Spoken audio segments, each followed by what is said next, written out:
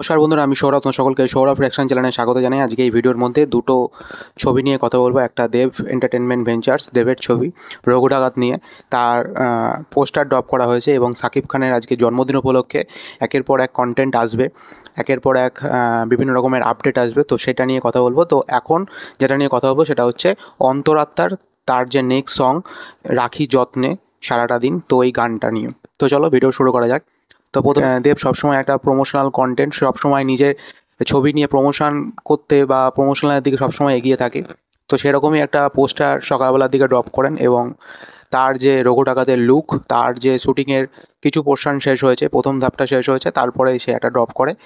তো পোস্টারটা আমার ব্যাপক লেগেছে। পোস্টারটা রঘু ডাকাত সম্পর্কে তো আমাদের সেরকম ইমাজিনেশন, মানে সেরকম কোনো একটা যে তাকে কী কীরকম দেখতে ছিল আমরা জানি না, তো সেরকম টাইপের একটা লুক সে নিয়ে এসছে। তো পোস্টারটা আমার বেশ ভালো লেগেছে, পোস্টারটা ব্যাপক লাগছে। আমি প্রথমে দেবদাকে চিনতেই পারিনি যে এটা দেব কিনা। তারপরে অনেক আমি ভেবেছিলাম হয়তো জিউশন গুপ্তর মতো লাগছে অনেকটা, মুখের যে কাটিংটা।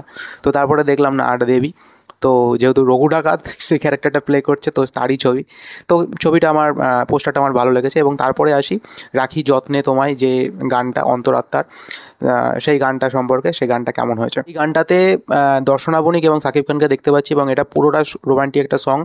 এবং এটা যেহেতু 4 বছর আগের শ্যুটিং করা একটা ছবি, তো সেদিক থেকে দেখতে গেলে গানটা বেশ ভালো। এবং গানটা যখন এখন আমরা শুনছি, এই মুহূর্তে শুনছি, এই গানটা শুনতে খারাপ লাগছে না, গানটা বেশ ভালো লাগছে। গানের লিরিক্সগুলো খুব সুন্দর এবং ফুললি রোমান্টিক সং। দর্শনা বণিকের সাথে সাকিব খানকে দেখতে খুব ভালো লাগছে, তাদের কেমিস্ট্রিটা বেশ ভালো, দুজনকে জুটিটা খুব ফ্রেশ লাগছে। দর্শনা বণিককে সেইভাবে আমাদের এখানে খুব একটা কাস্ট করে না, বা সেরকমভাবে দেখতে পাই না। তো সেখানে সাকিব খানের বিপরীতে যখন তাকে কাস্ট করা হয়েছে, এবং জুটিটা কিন্তু খুব ভালো লাগছে, জুটিটা স্পেশালি তাদের কেমিস্ট্রিটা খুব সুন্দর লাগছে। তো গানটাও আমার বেশ ভালো লেগেছে। তোমরা জানিও তোমাদের কার কার কেমন লেগেছে। তো আশা করি ঈদে 4টে সিনেমা আসছে, এই অন্তরাত্মা সিনেমাটাও রিলিজ করবে তাদের ঈদেই।